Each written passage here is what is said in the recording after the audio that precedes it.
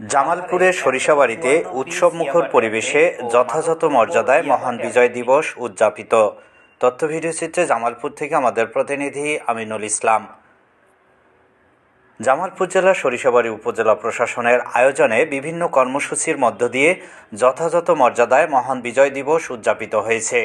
আজ 16 ডিসেম্বর মহান বিজয় দিবস উদযাপন উপলক্ষে দিনব্যাপী বিভিন্ন কর্মসূচির মধ্য দিয়ে সূর্যোদয়ের সাথে সাথে 31 বার তোপধ্বনির মধ্য দিয়ে দিবসটির সূচনা করা হয়।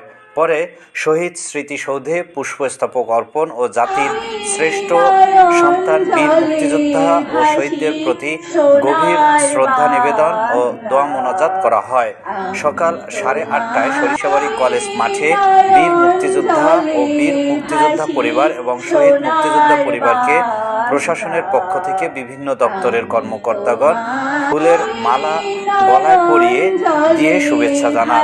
এরপর আনুষ্ঠানিকভাবে পতাকা উত্তোলন, পায়রা অবমুক্ত ও বেলুন উড়িয়ে অনুষ্ঠানের উদ্বোধন ঘোষণা করেন উপজেলা নির্বাহী কর্মকর্তা মোহাম্মদ তাসনিমুজ্জামান।